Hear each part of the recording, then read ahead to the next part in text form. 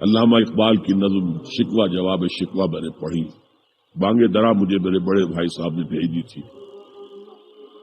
ایک شعر تو وہ ہے بانگ درا کا جو میرے تحت الشعور میں کہیں چپک گیا تھا اور میری پوری زندگی کو اس نے اس پر ڈھالا ہے۔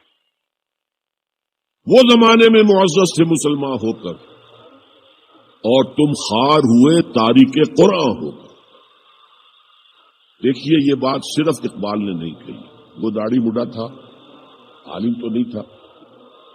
یہی بات کہی 14ویں صدی کے مجدد اعظم شیخ الہند مولانا محمود حسن اسیر مالٹی۔ 4.5 سال کی اسیری کے بعد جب رہائی پا کر آئے تھے 1920 میں، اور رہائی کیوں ملی تھی کہ ٹی بی 3rd سٹیج کو پہنچ گئی تھی۔ انگریز ڈرتا تھا کہ اگر ہماری اسیری ہی کے اندر کہیں انتقال ہو گیا تو کہیں طوفان اٹھ جائے، لہذا چھوڑ دیا۔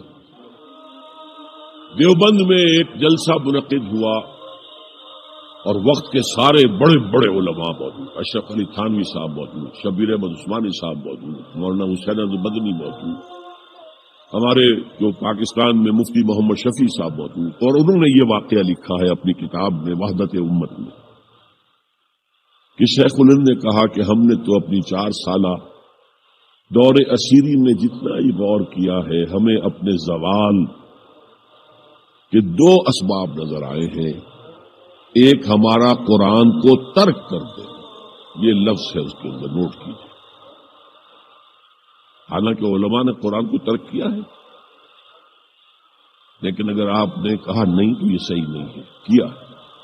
ان کا سارا زور فقہ پر ہے، حدیث پر ہے، زیادہ زور قرآن پر نہیں ہے۔ صحیح بات کہنے والا کون ہے؟ شیخ الہند۔ ایک ہمارا قرآن کو ترک کر دینا اور دوسرا آپس کے اختلافات۔ اور مفتی شفیع صاحب نے اس کے اوپر پھر یہ گرہ لگائی کہ حضرت شیخ نے جو 2 باتیں کہی تھی حقیقت میں ایک ہی ہے، ہمارے اختلافات بھی اسی لیے کہ ہم نے قرآن کو ترک کر دیا۔ تو یہ ہے ایک شعر جو میرے ذہن میں چپک گیا تھا، پھر قرآن سے اللہ نے جو ایک مناسبت دی ذہنی قلبی، اللہ کا شکر ہے، اللہ کا فضل ہے۔ دوسرا شعر وہ ہے کہ وقت فرصت ہے کہاں، کام ابھی باقی ہے، نور توحید کا اتمام ابھی باقی ہے۔ پورا عرضی جب تک کہ توحید سے جلوگر نہ ہو جائے اور اسلام کا ڈنکا نہ بج جائے، اس وقت تک حضور کا مشن مکمل نہیں ہے۔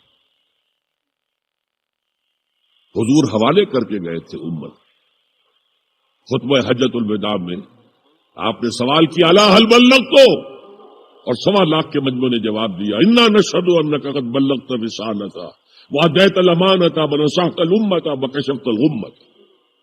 ہاں حضور اب گواہ ہیں، آپ نے حق رسالت ادا کر دیا، حق امانت ادا کر دیا، مسلمانوں کی خیر خواہی کا حق ادا کر دیا، امت کی خیر خواہی کا، اور گمراہی کے پردے چاک کر دیے۔ 3 دفعہ حضور نے سوال کیا، 3 دفعہ جواب دے کر پھر آسمان کی طرف نگاہ اٹھائی اور انگشت شہادت سے اشارہ کیا اور پھر لوگوں کی طرف اللہم اشہد اللہم اشہد اللہم اشہد، اے اللہ تو بھی گواہ رہے، یہ مان رہے ہیں کہ میں نے پہنچا دیا۔ اسے میں کہا کرتا ہوں سائی آف ریلیف۔ کندھوں پر ایک بہت بڑا بھاری بوجھ آ گیا تھا، بہت بڑی امانت تھی قرآن، اس کے پہنچانے پر کیا کیا تکلیفیں اٹھائی ہیں۔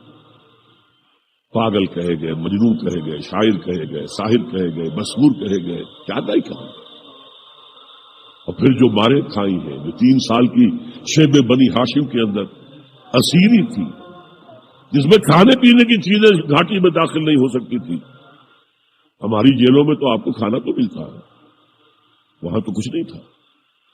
پھر طائف کا پتھراؤ یاد کیجئے، پھر مکے سے نکلنا اور 3 دن رات ایک غار میں چھپے رہنا، پھر مدینے کے اندر آپ کو معلوم ہے غزوہ بدر آ گئی ہے، اس میں 70 اگر کافر مارے گئے تو غزوہ احد میں 70 صحابہ شہید ہوئے، جن میں حضرت حمزہ بھی ہیں۔ 3 رشتے ہیں حضرت حمزہ سے حضور کے، چچا بھتیجا، سب کو بس یہی معلوم ہے، چچا بھتیجا، خالہ زاد بھائی دودھ شریک بھائی، اور عربوں میں دودھ شریک بھائی حقیقی بھائی کے طور پر ہوتا تھا.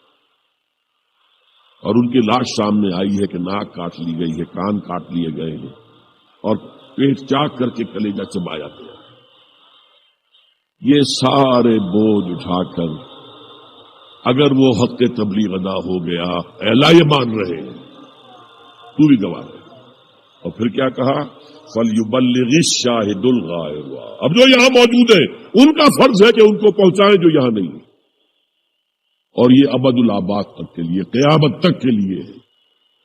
انا آخر المرسلین وانتم آخر الامم. میں آخری رسول ہوں، تم آخری امت ہو.